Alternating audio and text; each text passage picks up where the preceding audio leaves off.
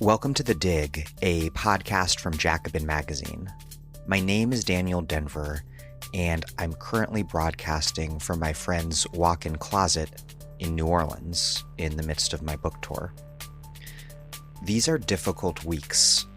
Something so incredible seemed to be in our hands, but now feels like it's slipping away. I spent countless hours since New Hampshire helping to mobilize canvassers in Massachusetts, hoping that a big win there would drive Elizabeth Warren from the race. Indeed, I hoped that running up our poll numbers before Super Tuesday might even force Warren to drop out ahead of Super Tuesday.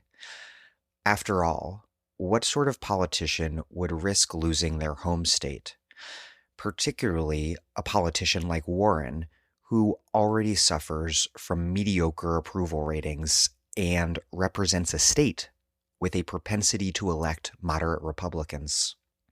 But Warren stayed in, harming a left candidate with a movement behind him and a real shot. And then, when she finally did drop out, she refused to endorse.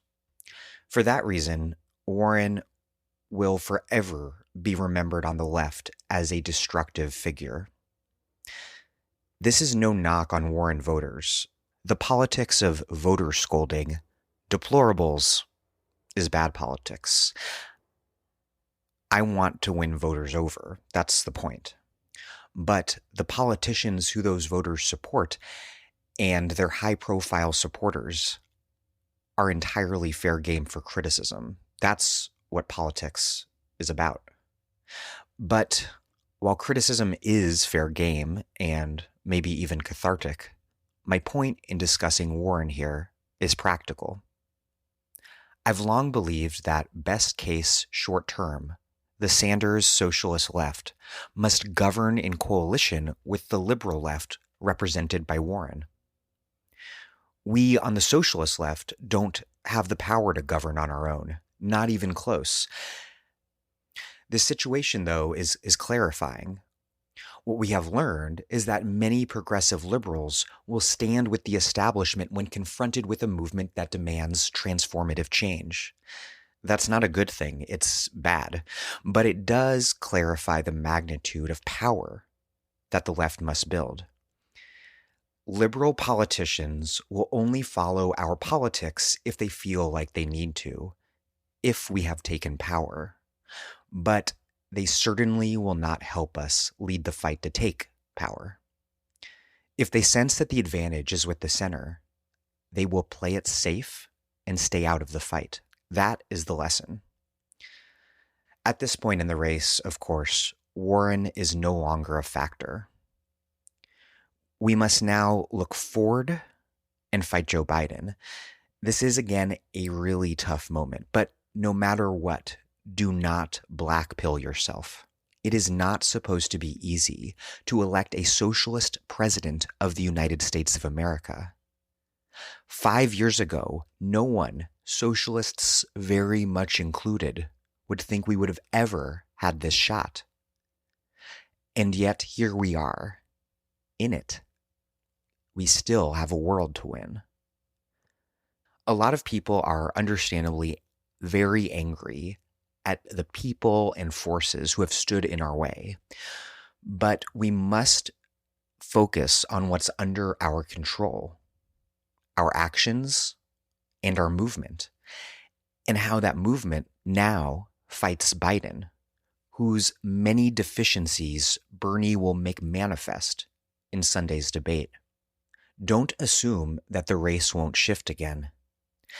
And even if it doesn't shift again, and yeah, that is looking rather unlikely, every conversation that you have, every person that you win over, every delegate that we secure builds our power for the future.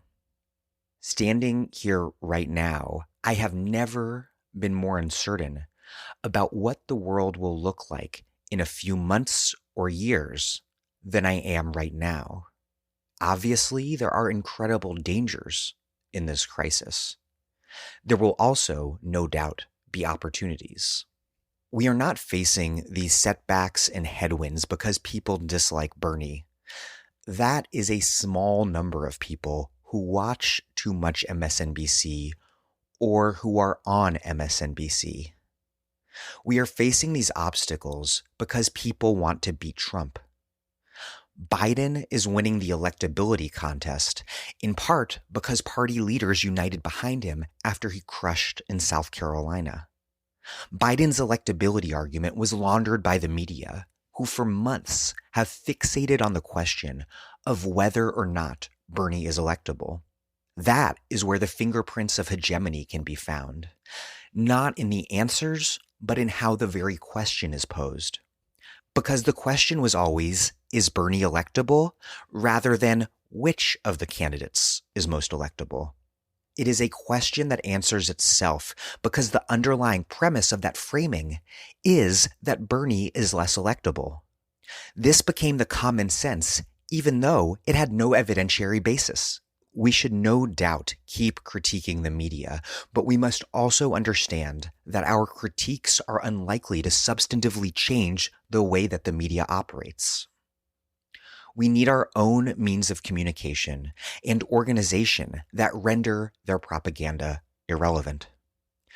The reason Bernie lost so badly in South Carolina, in turn, is due to Biden's overwhelming support amongst older voters as a whole, across the board, but also particularly amongst older Black voters in the South.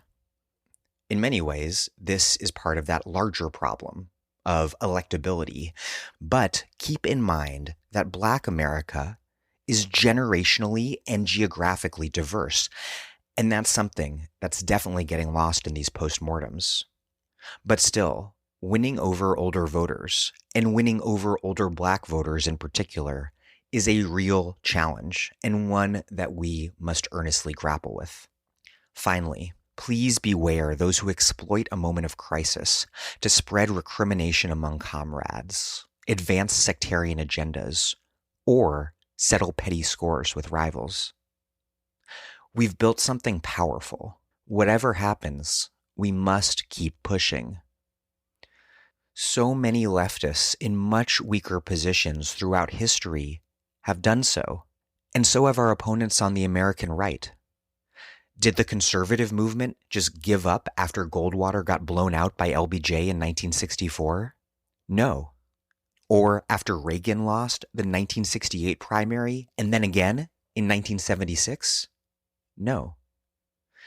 The radical right carefully built institutions that ultimately exercised power and hegemony. Today, we are the ones who are winning the future.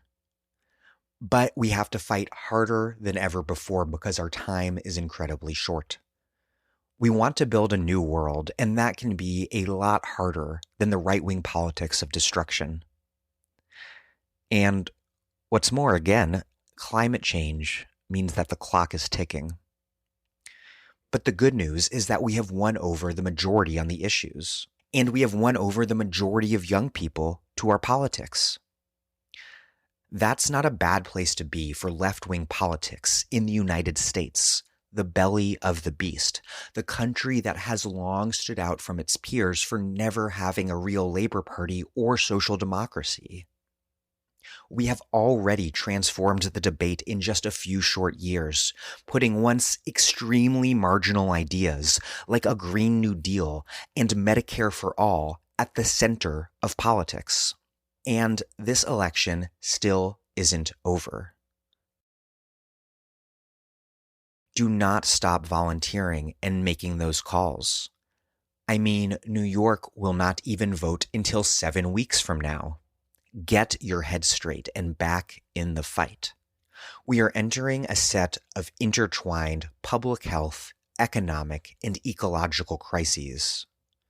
We need to be stronger and better organized than ever. Briefly, please support the dig that you love with the money that you have at patreon.com/thedig. We also, as you likely know, will send you cool left-wing books in the mail if you donate at least $10 a month. That's patreon.com/the dig. Also, come see me in Texas over the next week talking about my book, All American Nativism. These are smallish events, so for now, they are still on. Just please do not shake my hand. This Saturday, March 14th in Houston at the Montrose Center, sponsored by Houston DSA. Then Sunday, March 15th in Pharr, Texas, right near McAllen, in the Rio Grande Valley at the PSJA AFT office. This event, which is sponsored by DSA of the Rio Grande Valley, will be followed by a debate watching event. Then Monday, March 16th, I'm in San Antonio, sponsored by the San Antonio chapter of DSA and Poder, the Social Justice Caucus of the San Antonio Alliance. And I'll be in conversation there with immigrant rights leaders Carolina Canizales and Maria Fernanda Cabello. Wednesday, March 18th, I'm in Dallas at Deep Vellum Books, in conversation with Christian Hernandez of North Texas DSA. And then Thursday, March 19th in Austin at the Workers' Defense Project, sponsored by Austin DSA. Okay, here's my short interview with Representative Ilhan Omar, who represents Minnesota's 5th District. The audio is a little messy. Our connection wasn't great, but you can hear Representative Omar just fine. My normal length dig, and also very relevant to this present moment conversation with Ryan Grimm on his book, We've Got People, will be out tomorrow.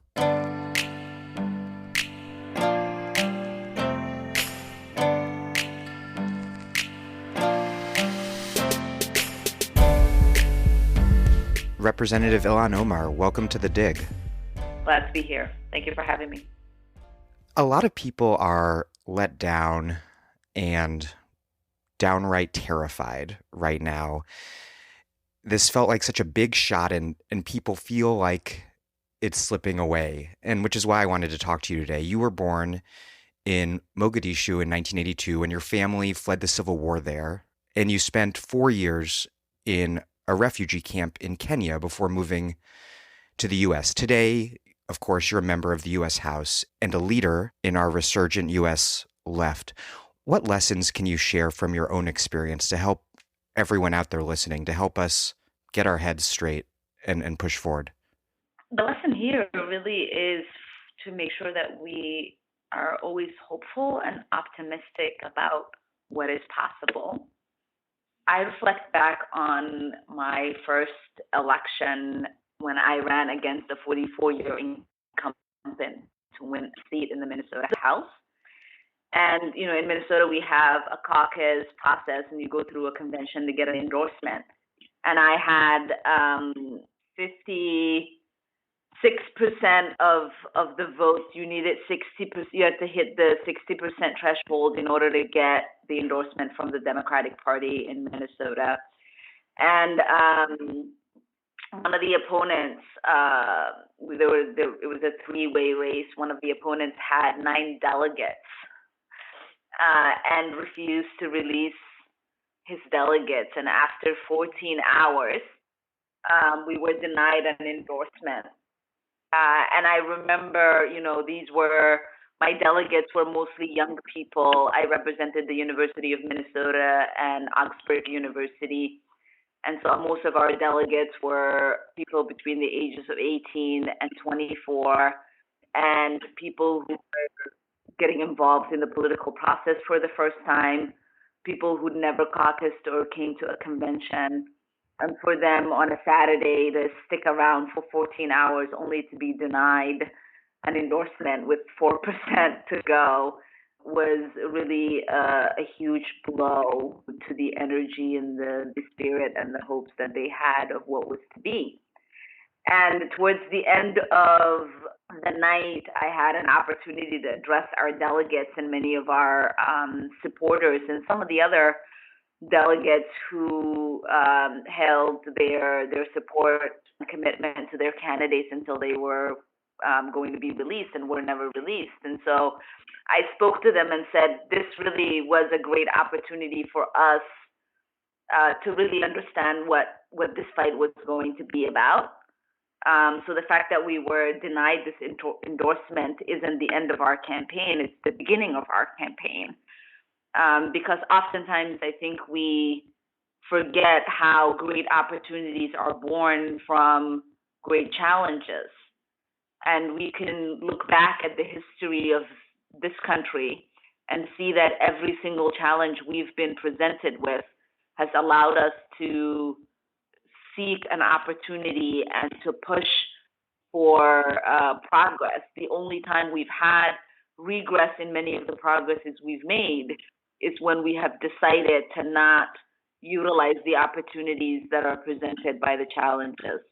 And so today, I think it's important for us to realize that majority of the base on the left are young people. They are people who, live in the margins of society, people who have really been beaten up and neglected and set aside in this political process. People who don't see themselves represented in government themselves or their interests or their priorities.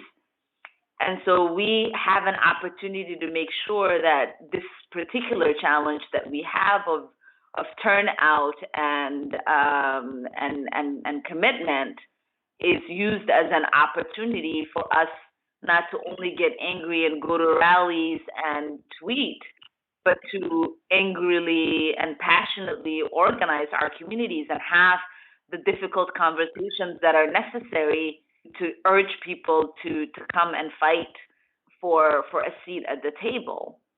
And, I learned really a critical lesson from my grandfather, who was born in colonized Somalia, who really was never afforded the opportunity to live in a democracy after Somalia gained its independence, and was really excited about coming to the United States because this was a country where eventually everybody became an American and everybody eventually had the opportunity to participate in its democracy. And he would tell us every day as he went to caucus and went to vote and told others to vote that this is a right, a privilege, and an honor, and we must always remember to fully utilize it.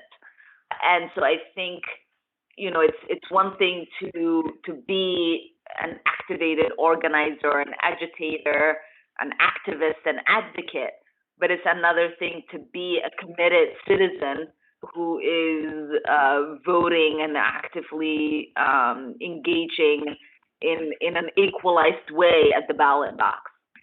I have so much optimism because, just like what you just said, young people have such great politics, and I'm so proud of everything that we've built on the U.S. left in such a short time, in a way that it would have been incomprehensible 5 years ago. But I also feel like we're in the early stages of doing what's necessary to build real power in this country, especially looking at things like mass worker militancy and powerful left institutions. But I think we're doing that. But on the other hand, I'm very worried because the climate change clock is ticking.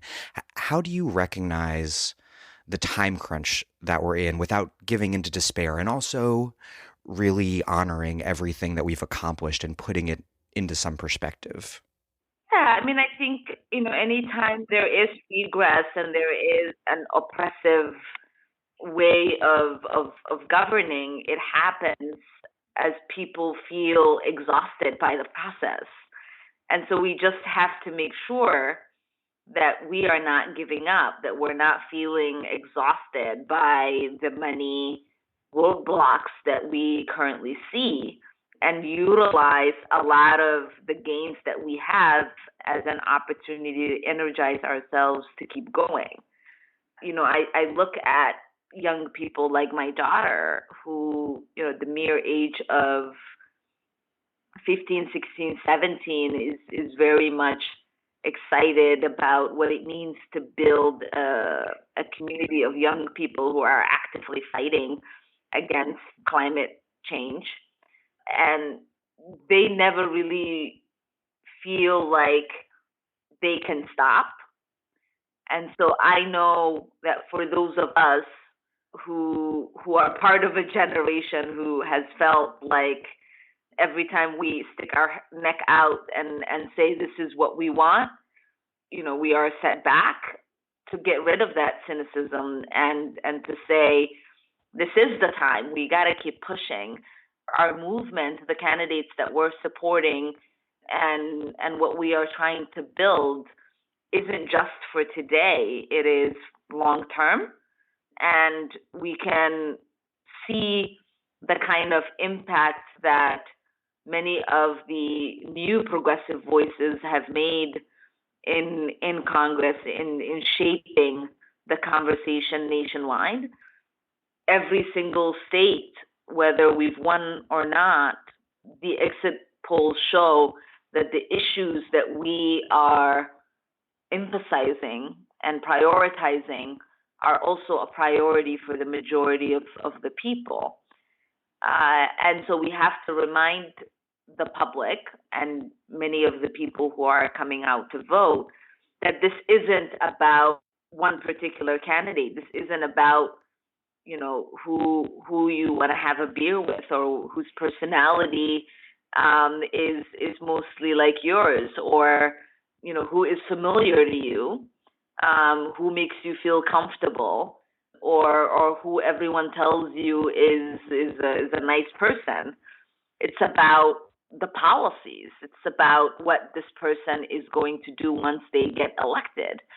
And oftentimes there's a disconnect between the kind of candidates that make you feel comfortable and make you feel like things will be normal once they are elected, and the kind of policies that will make you feel normal and make you feel comfortable. And so we have to not only stay alert as the progressive left, but make sure that we are having critical conversations with people and making them recognize what's at stake. We're not only fighting the tyrant in the White House and reclaiming decency and integrity and the honor of the White House, but we are actually trying to elect someone who will produce legislation and a policy agenda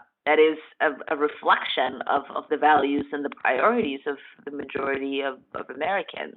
There was a lot that was indecent about this country well before Donald Trump was elected. Right, and I think that's where we are disconnecting. I mean, I think about the worst states that have the worst racial disparities, and I think about cities that are like the worst place for Black and brown people to live in, and those are often in the Midwest. And and I think about like my visit to a penitentiary in Ayanna Presley's district that really show that majority of the places where there are policies that are not fully equitable and functioning for the whole society, they are places where there is a neglect in having these critical conversations in confronting the injustices that exist in our system. So I think we can talk about what it means to live in a cohesive society, one that is prosperous for everyone, one that is equitable for everyone, one where people have economic equality, where there is critical policy to address the climate crisis we all face, dealing with the current pollution that we have, inability of many of our citizens to access water, clean water, and have breathable air, or just the kind of crippling infrastructures around our schools and in many of our communities, or the lack of access to food for many of our children and those that are vulnerable in our communities. These are conversations that we need to have throughout the country, because majority of the people need and want to see an improvement in their lives. And we have the resources to be able to implement policies that will create that positive impact. And we just have to find a way to get people to have the willpower to be able to get it done.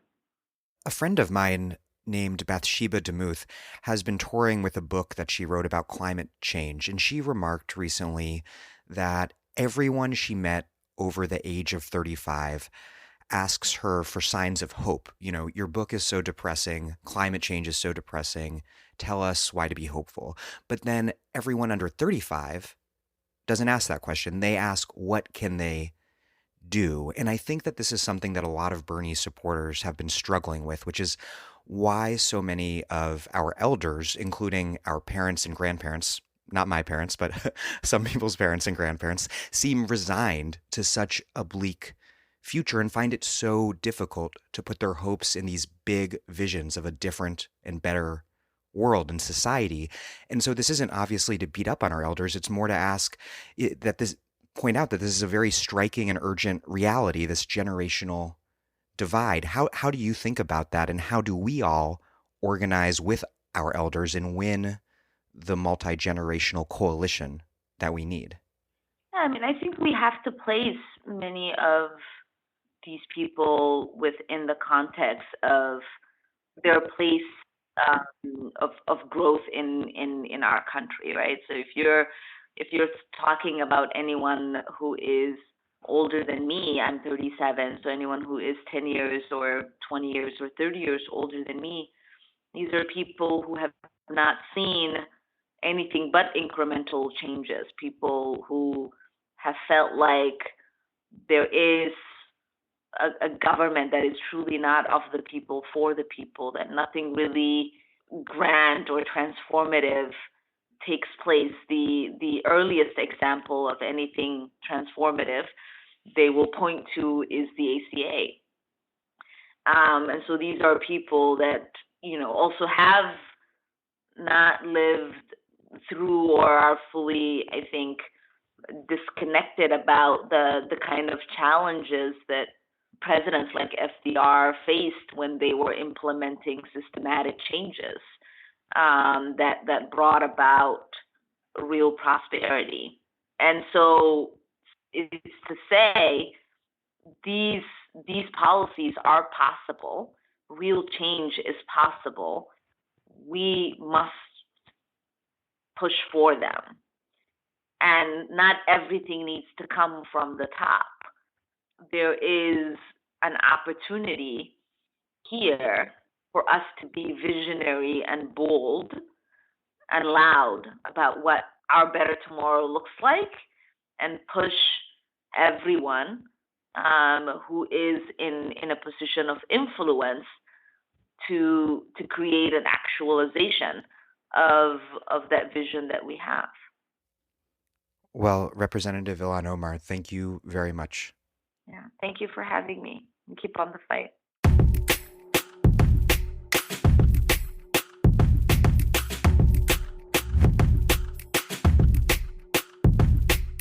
Ilhan Omar represents Minnesota's 5th District in the U.S. House of Representatives. Thank you for listening to The Dig from Jacobin Magazine. As Marx once said, after noting that the tradition of all dead generations weighs like a nightmare on the brains of the living. While other podcasts have only interpreted the world in various ways, our point is to change it. We are posting new episodes every week. The Dig was produced by Alex Lewis, music by Jeffrey Brodsky. Our communications coordinators are Julia Rock and Zachary Nin. Our senior advisor is Thea Riofrancos. Check out our vast archives at thedigradio.com. Follow us on Twitter at thedigradio And please find us wherever you get podcasts and subscribe. If it's on iTunes or wherever, please also leave us a glowing review. Those reviews help introduce us to new listeners. But what really and truly does that is you telling friends, family, whoever, why you like the show. Please make propaganda for us. And do find us at patreon.com/thedig and make a monthly contribution to help keep this operation up and running strong. Even a few bucks is huge.